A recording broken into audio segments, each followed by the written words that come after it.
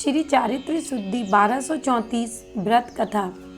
जम्बूद्वीप के भरत क्षेत्र में मगध नाम का एक सुंदर देश है। वहाँ राजगृही नाम की एक सुंदर नगरी है। उस नगरी का राजा सैनिक अपनी रानी चेलना सहित राज्य करता था। एक दिन विपुलाचल पर्वत पर श्री 1008 महावीर स्वामी का संवत्सरण आया।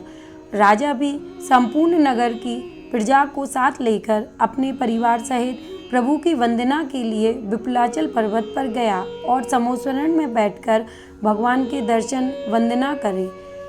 मोक्ष का अभिलाषी राजा सैनिक मस्तक नवाकर प्रार्थना करने लगा, हे प्रभु, मुझे समझाइए कि षोडशकारण व्रत करने के सिवाय तीर्थंकर पद प्राप्त करने का अन्य साधन भी है या नहीं। इस प्रश्न का उत्तर भी गणधर देव ने दिया, हे राजन, 1234 व्रत करने से उत्तम तीर्थंकर पद की प्राप्ति होती है। यह व्रत किसने किस प्रकार किया और उसका क्या फल मिला, यह सब मैं सविस्तार कहता हूँ, तुम एक चित्त होकर सुनो। श्री मगाधीश इस जम्बूद्वीप में अवंती नाम का सुंदर देश है। इसमें धन धान्य से परिपूर्ण उज्जैनी नाम की सुंदर नगरी है। इसमें हेमवर्ण नाम का गुणगान राजा राज्य करता था। उसकी रानी का नाम शिव सुंदरी था। एक दिन राजा वन क्रीड़ा करने के हेतु वन में गया। उसे मार्ग में गुणजय और वर्जय नाम के दो चारण रिद्धिधारी मुनीश्वर दृष्टिगोचर हुए। वे दिन रात आत्मचिंतन में रहने वाले तथा भव्य जीवों का उद्धार करने वाले थे। राजा ने मुनि युगल को देखकर भक्ति सहित प्रणाम किया और विनम्र भाव से प्रश्न किया, हे भगवान, मुझे कृपा कर ऐसा व्रत दीजिए जिसके प्रसाद से मैं तीर्थंकर पद प्राप्त कर मुक्ति प्राप्त कर सकूं। यह सुनकर करुणा सागर मुनिराज बोले, हे राजन, चारित्र शुद्धि 1234 व्रत करने से तीर्थंकर पद की प्राप्ति होती है, जिससे मुक्ति को प्राप्त करना नियम से ही है। यह व्रत भाद्रपद मास की शुक्ल प्रतिपदा और एकम से प्रारंभ किया जाता है। एक महीने में 10 उपवास किए जाएं तो इस प्रकार 10 वर्ष और 3 माह में कुल 1234 उपवास पूर्ण होते हैं। और यदि उन उपवासों को एकांतर से किया जाए तो 6 वर्ष 10 महीने और 8 दिन में पूर्ण होते हैं।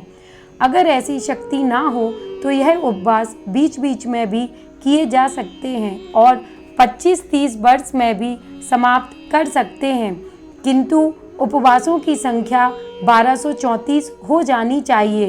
इसके बाद व्रत का उद्यापन करते हैं। जिन मंदिर में झारी, थाली, कलश आदि उपकरण चढ़ाते हैं, भगवान का अभिषेक, शांति धारा और दान आदि करके चारित्र शुद्धि मंडल विधान की पूजा करते हैं। इस प्रकार गुरुओं के श्रीमुख से व्रत का विधान सुनकर दोनों दंपत्ति प्रसन्न हुए और दोनों ने ही गुरु के पादमूल में व्रत ग्रहण किए। व्रतों को विधि से पूर्ण कर उद्यापन किया और अंत समय संन्यास पूर्वक समाधि मरण कर राजा अच्युत स्वर्ग में इंद्र और रानी उसकी इंद्राणी हुई। वहाँ 16वें स्वर्ग में 22 सागर की उत्कृष्ट आयु का भोग कर विदेह क्षेत्र में विजयपुरी नाम की सुंदर नगरी के धर्मबुद्धि राजा धनंजय के सोमश्री नाम की रानी के गर्भ से अवतरित हुए और श्री चंद्रभानु नाम के तीर्थंकर हुए। इस प्रकार हेमवर्ण राजा के जीव ने 1234 व्रतों को धारण कर तीर्थंकर पद प्राप्त किया और पांचों कल्याण को प्राप्त होकर नित्य निरंजन पद अर्थात सिद्ध पद प्राप्त किया।